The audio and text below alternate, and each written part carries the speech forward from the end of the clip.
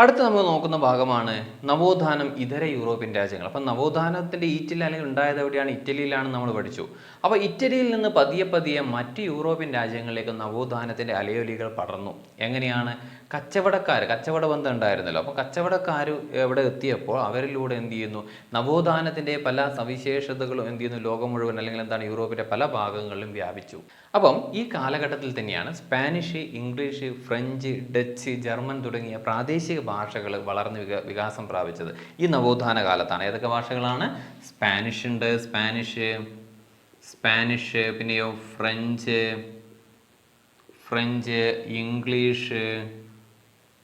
English, Dutch, German തുടങ്ങിയ പ്രാദേശിക ഭാഷകൾ എന്ത് ചെയ്യുന്നത്? വികസിച്ചത്, വളർന്നു വന്നത് ഏത് കാലഘട്ടത്തിലാണ്? ഈ നവോത്ഥാന കാലഘട്ടത്തിലാണ്. അപ്പോൾ ഓർമ്മിക്കുക, നവോത്ഥാനം ഇതര യൂറോപ്യൻ രാജ്യങ്ങളിൽ എന്തുണ്ടാക്കി? അലയൊലി ഉണ്ടാക്കി. ഇറ്റലിയിൽ വളർന്നു വന്ന നവോത്ഥാനം യൂറോപ്പിൻ്റെ വിവിധ ഭാഗങ്ങളിൽ അതിൻ്റെ അലയൊലികൾ ഉണ്ടായി. അപ്പോൾ മറ്റു പ്രദേശങ്ങൾ, മറ്റു രാജ്യങ്ങളിലും ഈ നവോത്ഥാനം എന്ത് ചെയ്യാൻ തുടങ്ങി? വളരാൻ തുടങ്ങി. അപ്പം ഈ സ്പാനിഷ് ഭാഷയിൽ ഒരു സാഹിത്യകാരൻ ഒരു കൃതി എഴുതിയത്, അദ്ദേഹത്തിൻ്റെ പേരാണ് സെർവാൻഡെ എന്നാണ് നിങ്ങൾ ചിലപ്പം കാണുക. സെർവാൻഡെ അല്ലെങ്കിൽ സെർവാൻഡസ് എന്നൊക്കെ ഇദ്ദേഹം അറിയപ്പെടുന്നുണ്ട്. സെർവാൻഡസ് ഇദ്ദേഹം എഴുതിയ ഒരു കൃതിയാണ് ഡോൺ കിഹോട്ടെ എന്നാണ് നിങ്ങൾ മലയാളത്തിൽ ഇതിൻ്റെ പ്രൊനൗൺസിയേഷൻ വരിക. ഡോൺ കിഹോട്ടെ. എന്നാൽ ഇതിൻ്റെ ഇംഗ്ലീഷ് എന്ന് പറയുന്നത് എന്താണ്? ഡോൺ കിക്സോട്ടോ.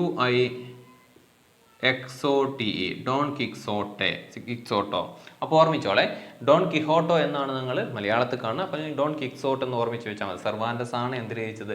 Don Quixote. ഏതിലാണ്? സ്പാനിഷുകാരനായ ഒരു സാഹിത്യകാരനായിരുന്നു.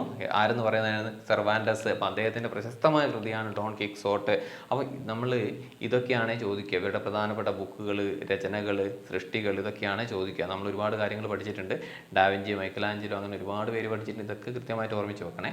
അപ്പോൾ ഓർമ്മിച്ചു സെർവാൻഡസിൻ്റെ ഡോൺ കിഹോട്ട്. അപ്പം സ്പാനിഷ് ഭാഷയിലാണ് എന്ത് രചിച്ചത്? Don Quixote. അപ്പോൾ അദ്ദേഹം എവിടുത്തുകാരനാണ്?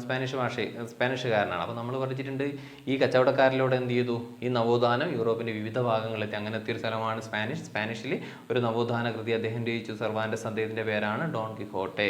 അതായത് യുദ്ധകുതിയന്മാരായ മധ്യകാല പ്രഭുക്കന്മാരുടെ മനോവികാരത്തെ വിമർശിച്ചു കൊണ്ടുള്ള ഒരു കൃതിയാണ് എന്ന് പറയുന്നത് ഡോൺ കിഹോട്ടെ. അതായത് യുദ്ധകുതിയന്മാരായ മധ്യകാല പ്രഭുക്കന്മാരുടെ മനോവിഭ്രാന്തിയെ പരിഹസിച്ചു കൊണ്ടുള്ള ഒരു കൃതിയാണ് എന്ന് പറയുന്നത് നമ്മൾ ഡോൺ കിഹോട്ടെ എന്ന് പറയുന്നത്. അതായത് നമ്മളെ കുതിരപ്പുറത്ത് പടച്ചട്ടയൊക്കെ അണിഞ്ഞ് പോകുന്ന കിക്സോട്ടെ പ്രഭു ഇടവഴിയിലൂടെ പോകുന്ന ചെടികളെയും മരങ്ങളെയും അതേപോലെ തന്നെ അവിടെ കണ്ട സകലതിനെയും ഒരു ശത്രുക്കളാണെന്ന് കരുതിയിട്ട് അല്ലെങ്കിൽ അതിനെ വെട്ടി അരിഞ്ഞ് വീഴ്ത്തുന്ന ഒരു ഭ്രമാത്മകമായ ഒരു കൃതിയാണ് ഇതെന്ന് പറയുന്നത് ഡോൺ കിക്സോട്ടെ. അപ്പം സെർവാൻഡസ് ഡോൺ കിഹോട്ടെ എന്ന കൃതിയിലൂടെ ഉദ്ദേശിക്കുന്നത് ഇവരുടെ പ്രഭുക്കന്മാർ, യുദ്ധകുതിയന്മാരായ പ്രഭുക്കന്മാരുടെ ആ മനോവികാരത്തെയാണ് അദ്ദേഹം എന്ത് ചെയ്യുന്നത്? ചൂണ്ടിക്കാണിക്കുന്നത്. അപ്പോൾ സ്പാനിഷിലാണ് എന്ത് ചെയ്യുന്നത്? ഡോൺ കിക്സോട്ടെ രചിച്ചിട്ടുള്ളത്. അടുത്തത് ഡച്ച് ഭാഷയിൽ ഒരു സാഹിത്യകാരൻ ഒരു കൃതി എഴുതി. അദ്ദേഹത്തിൻ്റെ പേരാണ് ഇറാസ്മസ്. അപ്പോൾ ഇറാസ്മസ് അദ്ദേഹത്തിൻ്റെ കൃതിയാണ് വിഡ്ഢിത്തത്തിൻ്റെ സ്തുതി. ഇറാസ്മസിൻ്റെ വിഡ്ഢിത്തത്തിൻ്റെ സ്തുതി അല്ലെങ്കിൽ വിഡ്ഢിത്തത്തിൻ്റെ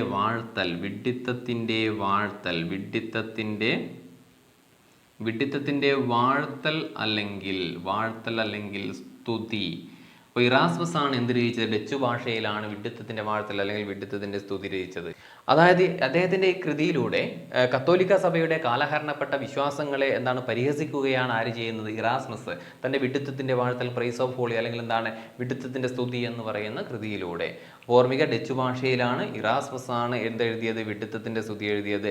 അപ്പം സെർവാൻഡസ് ആണ് ഡോൺ കിക്സോട്ടെ എഴുതിയത് അല്ലേ? അപ്പം അത് കൃത്യമായിട്ട് എന്ത് ചെയ്യാം? ഓർത്തു വെക്കുക. അടുത്തത് ഇംഗ്ലീഷ് സാഹിത്യത്തിന് തുടക്കം കുറിക്കുന്നത് ജെഫ്രി ചോസർ എന്ന് പറയുന്ന ഒരു സാഹിത്യകാരനാണ്. അപ്പം ജെഫ്രി ചോസറുടെ കാൻറ്റർബറി കഥകളിലൂടെയാണ് കഥ. ഓർമ്മിക്കണം, ജെഫ്രി ചോസറുടെ കാൻറ്റർബറി കഥകളിലൂടെയാണ് ഇംഗ്ലീഷ് സാഹിത്യത്തിന് തുടക്കം കുറിക്കുന്നത്. അപ്പോൾ ഇംഗ്ലീഷ് സാഹിത്യത്തിന് തുടക്കം കുറിച്ചത് ആരാന്ന് ചോദിച്ചു കഴിഞ്ഞാൽ ആരാണ്? അത് ജെഫ്രി ചോസറാണ്. അപ്പോൾ ഓർമ്മിക്കുക, 16-ാം നൂറ്റാണ്ടിലാണ് ഇംഗ്ലീഷ് സാഹിത്യം അതിൻ്റെ തനിമ കൈവരിക്കുന്നത്. ഇംഗ്ലീഷ് സാഹിത്യത്തിൽ മറ്റ് പ്രധാനപ്പെട്ട എഴുത്തുകാരാണ് ആരൊക്കെയെന്ന് പറയുന്നത്? ഒന്ന് നമ്മൾ വില്യം ഷേക്സ്പിയർ, അതേപോലെ തന്നെ അന്ധകവിയായ ജോൺ മിൽട്ടൺ, അന്ധകവിയായ ജോൺ മിൽട്ടൺ എന്നിവരെന്താണ് നവോത്ഥാന കാലത്ത് ഇംഗ്ലീഷിൽ സംഭാവന നൽകിയ സാഹിത്യകാരന്മാരാണ്. അപ്പോൾ ഇത്രയും കാര്യങ്ങൾ നിങ്ങൾ എന്ത് ചെയ്യുക, ഈ ഭാഗവുമായി ബന്ധപ്പെട്ടൊന്ന് ഓർമ്മിച്ച് വെക്കുക. അപ്പോൾ നമ്മൾ പഠിച്ചു സ്പാനിഷുകാരനാണ് സെർവാൻഡസ്, അദ്ദേഹത്തിൻ്റെ കൃതിയാണ് ഡോൺ കിക്സോട്ടെ. പിന്നെ നമ്മൾ പഠിച്ചു ഡച്ചുകാരനാണ് ഇറാസൂസ്, അദ്ദേഹത്തിൻ്റെ കൃതിയാണ് വിഡ്ഢിത്തത്തിൻ്റെ സ്തുതി അല്ലെങ്കിൽ പ്രൈസ് ഓഫ് ഹോളി, വിഡ്ഢിത്തത്തിൻ്റെ വാഴ്ത്തൽ. പിന്നെ നമ്മൾ പഠിച്ചു ഇംഗ്ലീഷുകാരനാണ്, ഇംഗ്ലീഷ് സാഹിത്യത്തിന് നവോത്ഥാന സാഹിത്യത്തിന് തുടക്കം കുറിച്ച വ്യക്തിയാണ് ജെഫ്രി ചോസർ, അദ്ദേഹത്തിൻ്റെ കാൻറ്റർബറി കഥകളിലൂടെയാണ് അദ്ദേഹം എന്ത് ചെയ്യുന്നത്, ആ നിശിതമായി വിമർശിക്കുന്നത്. പിന്നെ മറ്റു ഇംഗ്ലീഷ് സാഹിത്യകാരന്മാരാണ് ആരൊക്കെയെന്ന് പറയുന്നത് വില്യം ഷേക്സ്പിയർ, ജോൺ മിൽട്ടൺ. അടുത്ത് നമ്മൾ പഠിക്കാൻ പോകുന്നു, നവോത്ഥാനവുമായി ബന്ധപ്പെട്ട് നമ്മൾ പഠിക്കുന്നതാണ് പ്രധാനപ്പെട്ട രാഷ്ട്രീയ ചിന്തകർ. നവോത്ഥാന കാലത്തെ പ്രധാന രാഷ്ട്രീയ ചിന്തകരിൽ പ്രശസ്തനായിരുന്നു ആരെന്ന് പറയുന്നത് നിക്കോളാ മാക്കിയവെല്ലി. അപ്പോൾ ഓർമ്മിക്കണേ, നിക്കോളാ മാക്കിയവെല്ലി.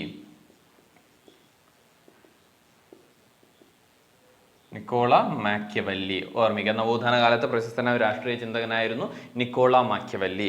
രാഷ്ട്രം എന്ന പദം, സ്റ്റേറ്റ് എന്ന പദം അല്ലെങ്കിൽ രാഷ്ട്രം എന്ന പദം ആദ്യമായി ഉപയോഗിച്ച പാശ്ചാത്യ ചിന്തകനാണ് ആരെന്ന് പറയുന്നത് നിക്കോളാ മാക്കിയവെല്ലി. അപ്പോൾ ഓർമ്മിക്കുക, രാഷ്ട്രം എന്ന പദം ആദ്യമായി ഉപയോഗിച്ച പാശ്ചാത്യ ചിന്തകനാണ് ആരെന്ന് പറയുന്നത് നിക്കോളോ മാക്കിയവെല്ലി എന്ന് പറയുന്നത്. അപ്പം ഇദ്ദേഹത്തിൻ്റെ പ്രശസ്തമായ ഒരു കൃതിയുണ്ട് അല്ലേ, ഇദ്ദേഹത്തിൻ്റെ പ്രശസ്തമായ കൃതിയാണ് ഏതെന്ന് പറയുന്നത് ദി പ്രിൻസ് അല്ലേ, ദി പ്രിൻസ്. അപ്പോൾ നമ്മൾ പറഞ്ഞു നവോത്ഥാന കാലത്തെ പ്രശസ്തനായ രാഷ്ട്രീയ ചിന്തകരിൽ ഒരാളായിരുന്നു ആരെന്ന് പറയുന്നത് ഇറ്റലിക്കാരനായ നിക്കോളോ മാക്കിയവെല്ലി എന്ന് പറയുന്നത് അല്ലേ, നിക്കോളോ മാക്കിയവെല്ലി. പിന്നെ നമ്മൾ പഠിച്ചിട്ടുണ്ട് രാഷ്ട്രം എന്ന പദം അല്ലേ, രാഷ്ട്രം എന്ന പദം ആദ്യമായി ഉപയോഗിച്ച പാശ്ചാത്യ ചിന്തകൻ അല്ലെങ്കിൽ ഇറ്റാലിയൻ ചിന്തകനാണ് ആരെന്ന് പറയുന്നത് നിക്കോളോ മാക്കിയവെല്ലി എന്ന് പറയുന്നത്. അപ്പോൾ രാഷ്ട്രം എന്ന പദം ആദ്യമായി ഉപയോഗിച്ചിട്ടുണ്ട്. ഇദ്ദേഹത്തിൻ്റെ പ്രശസ്തമായ കൃതിയാണ് ദി പ്രിൻസ് അല്ലേ, ദി പ്രിൻസ്. അപ്പോൾ ഇദ്ദേഹത്തിൻ്റെ പ്രശസ്തമായ കൃതിയാണ് ദി പ്രിൻസ്. ചോദിച്ചിട്ടുണ്ട്, പ്രീവിയസ് ആണ്. ദി പ്രിൻസ് ആരുടെ കൃതിയാണ്, ആരുടേതാണ്? നിക്കോളാ മാക്കിയവെല്ലിയുടെ കൃതിയാണ് ദി പ്രിൻസ് എന്ന് പറയുന്നത്. അദ്ദേഹത്തിൻ്റെ ദി പ്രിൻസ് എന്ന കൃതി ആധുനിക രാഷ്ട്രീയ ചിന്തയ്ക്ക് എന്ത് ചെയ്തു, തുടക്കം കുറിച്ചു. അപ്പോൾ ആധുനിക രാഷ്ട്രതന്ത്ര ശാസ്ത്രത്തിൻ്റെ പിതാവ് എന്നറിയപ്പെടുന്ന ആരാണ്? നിക്കോളോ മാക്കിയവെല്ലിയാണ്. രാഷ്ട്രതന്ത്രത്തിൻ്റെ പിതാവ് നമുക്കറിയാം അരിസ്റ്റോട്ടിലാണ്, എന്നാൽ ആധുനിക രാഷ്ട്രതന്ത്രത്തിൻ്റെ പിതാവ് എന്നറിയപ്പെടുന്ന ആരെയാണ്? നിക്കോളോ മാക്കിയവെല്ലിയാണ്. അപ്പോൾ ഇദ്ദേഹത്തിൻ്റെ ദി പ്രിൻസ് എന്ന കൃതി എന്തിരുന്ന് ആധുനിക രാഷ്ട്രീയ ചിന്തയ്ക്ക് തന്നെ തുടക്കം കുറിച്ചു. അതിനാൽ ഇദ്ദേഹത്തെ ആധുനിക രാഷ്ട്രതന്ത്ര ശാസ്ത്രത്തിൻ്റെ പിതാവ് എന്ന് ആരെ അറിയപ്പെടുന്നു? Niccolo Machiavelli. അപ്പം രാഷ്ട്രതന്ത്ര ശാസ്ത്രത്തിൻ്റെ പിതാവ് നമ്മൾ പഠിച്ചിട്ടുണ്ട് ആരാണ്? അത് അരിസ്റ്റോട്ടിലാണ്. എന്നാൽ ആധുനിക രാഷ്ട്രതന്ത്രത്തിൻ്റെ പിതാവ് എന്നറിയപ്പെടുന്ന ആരെയാണ്? നിക്കോളോ മാക്കിയവെല്ലിയാണ്. അപ്പോൾ അദ്ദേഹത്തിൻ്റെ ദി പ്രിൻസ് എന്ന കൃതിയാണ് എന്തിന് തുടക്കം കുറിച്ചത്? ആധുനിക രാഷ്ട്രീയ ചിന്തയ്ക്ക് തുടക്കം കുറിച്ച ഒരു കൃതിയാണ് അദ്ദേഹത്തിൻ്റെ ദി പ്രിൻസ് എന്ന കൃതി. അപ്പം ഇദ്ദേഹത്തിൻ്റെ പ്രിൻസ് എന്ന കൃതിയിൽ ഇദ്ദേഹം അവതരിപ്പിക്കുന്ന ഒരു തന്ത്രമുണ്ട്, അതായത് ചാണക്യ തന്ത്രമുണ്ട്. അതായത് രാജാവ് ഒരേ സമയം സിംഹവും കുറുക്കനുമായിരിക്കണമെന്ന ഒരു ചാണക്യ തന്ത്രം അവതരിപ്പിക്കുന്നുണ്ട് ഈ ഇറ്റാലിയൻ ചിന്തകനായ മാക്കിയവെല്ലി അദ്ദേഹത്തിൻ്റെ ദി പ്രിൻസ് എന്ന കൃതിയിലൂടെ. ഓർമ്മിക്കുക, രാജാവ് ഒരേ സമയം എന്തായിരിക്കണം? സിംഹവും കുറുക്കനുമായിരിക്കണം എന്നാണ് ആര് പറയുന്നത്? നമ്മുടെ ദി പ്രിൻസ് എന്ന കൃതിയിലൂടെ ആര് അവതരിപ്പിക്കുന്നത്? നമ്മളെ നിക്കോളോ മാക്കിയവെല്ലി അവതരിപ്പിക്കുന്നത്. അപ്പോൾ ഇദ്ദേഹത്തിൻ്റെ പ്രിൻസിൽ ഇദ്ദേഹം വ്യക്തമാക്കുന്നത് ഇതാണ്: അരാജകത്വം നിറഞ്ഞ നമ്മുടെ ഫ്യൂഡൽ വ്യവസ്ഥിതിയിൽ നിന്ന് വ്യത്യസ്തമായിട്ട് ഒരു പ്രജാ തൽപരനും അല്ലെങ്കിൽ പ്രജാവത്സലനും അതേപോലെ തന്നെ ജനഹിത പാലകനുമായ ഒരു നല്ലൊരു ഉത്തമ ഭരണാധികാരിയാണ് പ്രിൻസ് എന്ന അദ്ദേഹത്തിൻ്റെ കൃതിയിലൂടെ മാക്കിയവെല്ലി അവതരിപ്പിക്കുന്നത്. അപ്പോൾ നിങ്ങൾ ആരും ഓർമ്മിക്കുക? മാക്കിയവെല്ലി ഓർമ്മിക്കുക. മാക്കിയവെല്ലിയുടെ പ്രധാനപ്പെട്ട 2 പോയിന്റുകൾ എന്തൊക്കെയാണ്? മാക്കിയവെല്ലിയുടെ കൃതിയാണ് പ്രിൻസ് എന്ന് പറയുന്നത്. ആധുനിക രാഷ്ട്രീയ ചിന്തയ്ക്ക് തുടക്കം കുറിച്ചു. അതുകൊണ്ട് ആധുനിക രാഷ്ട്രതന്ത്ര ശാസ്ത്രത്തിൻ്റെ പിതാവ് എന്നറിയപ്പെടുന്ന ആരെയാണ്? മാക്കിയവെല്ലിയാണ്.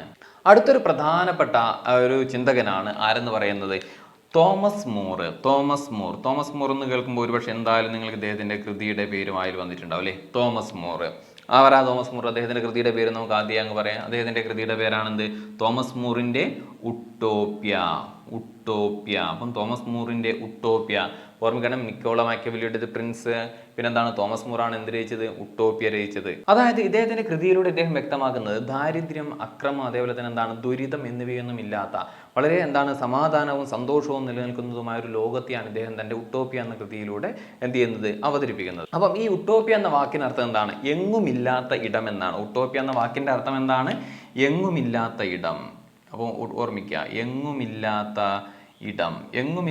ഇടം എന്നാണ് ഉട്ടോപ്യ എന്ന വാക്കിൻ്റെ അർത്ഥം. ഓർമ്മിക്കണേ, നമ്മൾ പറഞ്ഞിട്ടുണ്ട് ഇതാരാണ്? ഇംഗ്ലീഷ് പണ്ഡിതനാണ് കേട്ടോ. ഇംഗ്ലീഷ് പണ്ഡിതനാണ് ആരെന്ന് പറയുന്നത്? തോമസ് മൂർ എന്ന് പറയുന്നത്.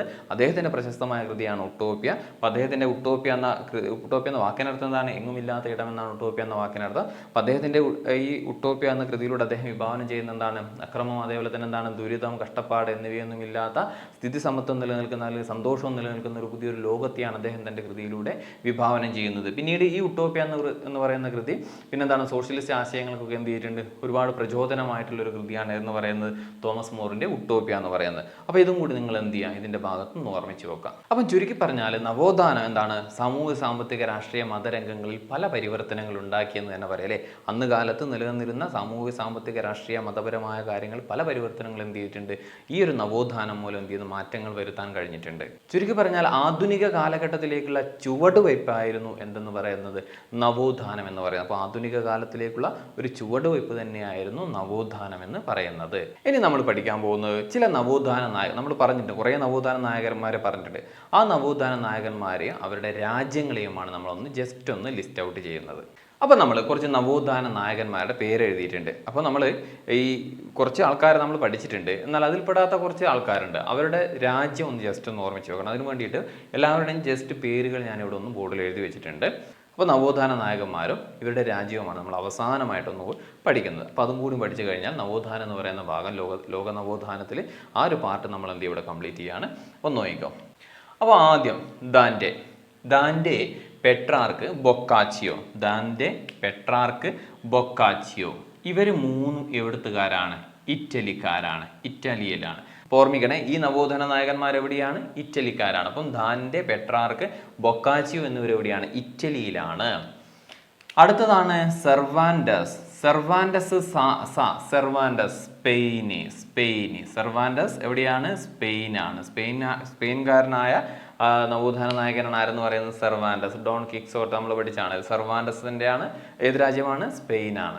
അടുത്തതാണ് കമീൻസ്. അദ്ദേഹത്തിന്റെ രാജ്യം എന്ന് പറയുന്നത് പോർച്ചുഗലാണ്. പോർച്ചുഗൽ, ഈ നവോത്ഥാന നായകന്റെ രാജ്യം എവിടെയാണ്, പോർച്ചുഗലാണ്. അപ്പം ദാൻ്റെ പെട്രാർക്ക് ബൊക്കാച്ചിയോ ഇറ്റലിക്കാരനാണ്, സെർവാൻഡസ് സ്പെയിനാണ്, കമീൻസ് എവിടെയാണ്, പോർച്ചുഗലാണ്, പോർച്ചുഗൽ.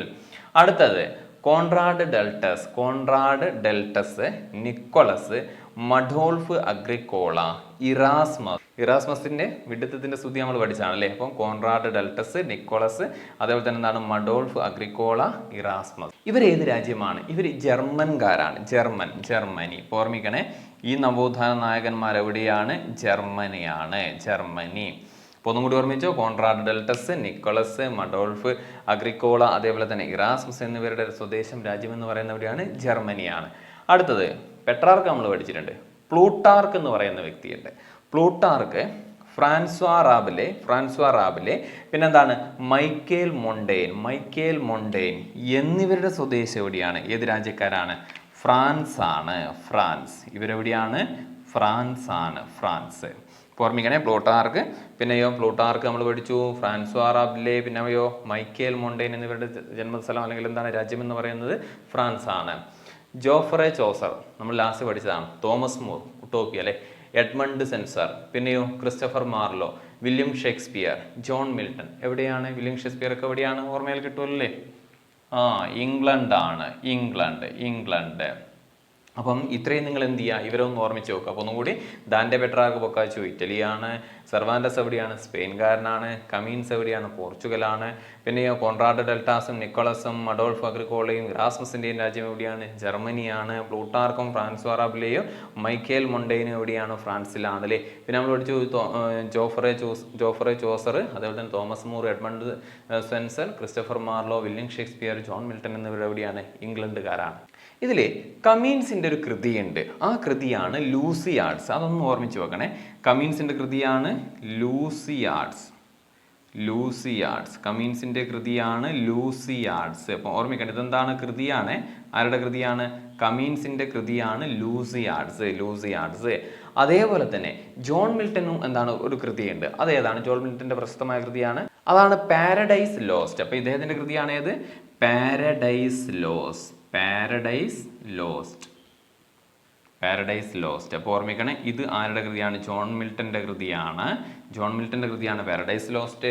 പിന്നെ നമ്മൾ കമീൻസിൻ്റെ കൃതിയാണ് ലൂസിയാഡ്സ്. അപ്പോൾ ഇതും കൂടി നിങ്ങൾ എന്ത് ചെയ്യുക, ഇതിൻ്റെ കൂടെ ഓർമ്മിച്ച് നോക്കുക. അപ്പോൾ ഇത്രയും ഭാഗങ്ങളാണ് നവോത്ഥാനം എന്ന് പറയുന്ന ഭാഗത്ത് നമുക്ക് പഠിക്കാനുള്ളത്. അടുത്ത നമ്മൾ പഠിക്കാൻ പോകുന്ന ഭാഗമാണ് റിഫർമേഷൻ.